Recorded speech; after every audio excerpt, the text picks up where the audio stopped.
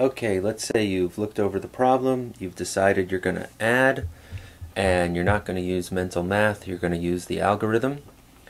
And let's take a look at how to set up the problem on your paper so that you'll end up with a great chance of successfully solving the problem correctly. Okay, first of all, let's start off with 43 plus 702. So these two numbers are written out horizontally. We want to write them vertically to do the algorithm. That means up and down. You could just do it like this.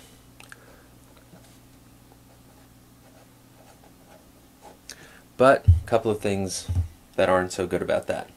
First of all, you'll find that it's a good idea to have the number that's bigger on top. And you'll also find that you should do a really good job with your columns. See here how my 1's column, the 3 and the 2 are fine, and then the 4, well, the 7 should be way over in its own column over in the hundreds. Well, now that this problem is set up the way it is, it's very easy to solve correctly. 2 plus 3 is 5. 0 plus 4 is 4.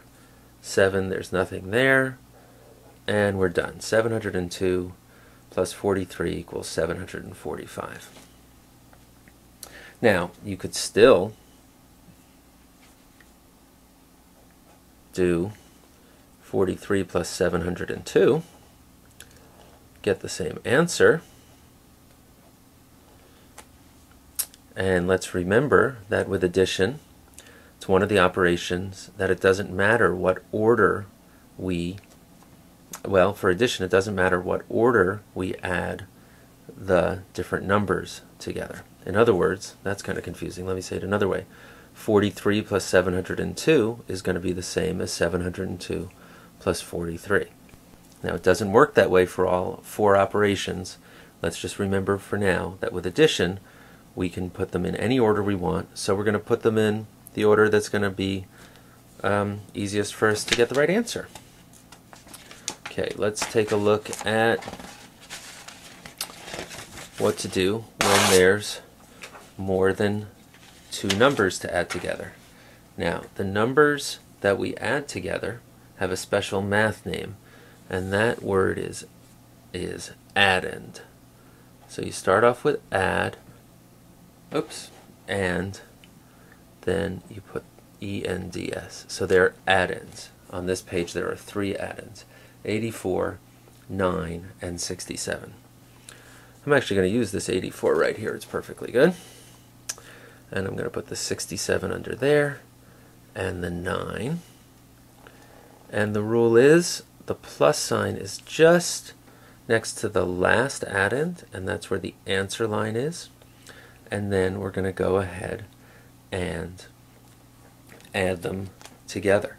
Now, this video is just about setting up the problem. So I'm going to come back to how to solve this problem in a different video. So I'm going to hold on to this sheet because I want to go right to talking about decimals and money. Okay, so on this sheet we see $124.37 plus $74. Now, to make it a little easier, maybe I'm going to write $74 like that now. Okay, remember, when you're using the algorithm, you always want to set things up and down, vertically. Okay, so I'm going to make my dollar sign here and put my longer number here, and I'm going to do a really good job on my decimal point. Don't put a little, this is a bad decimal point, like that. They're really important. Don't make a little 1 dot with your pen. Make them, or pencil. Make them so that you can definitely see them. It's very important that the decimal point is in the same place for each number you are going to add up. Now, that might be a little confusing right now, but you'll see what I mean in other examples. Okay, our second add-in was $74. Now my answer line My columns are good.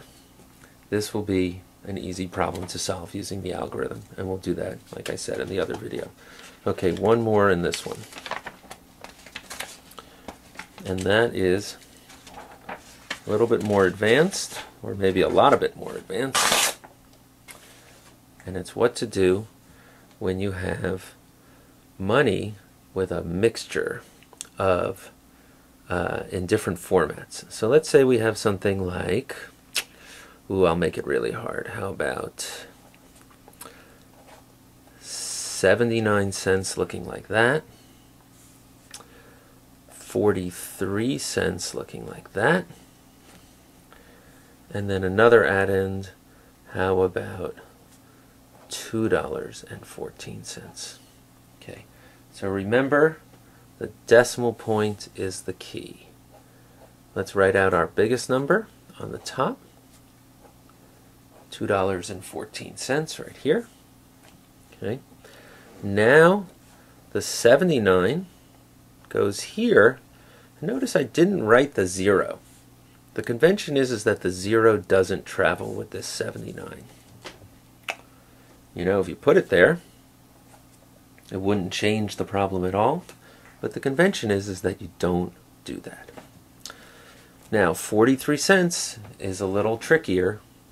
Okay, I'm hoping that you already know that this is the other way to write 43 cents.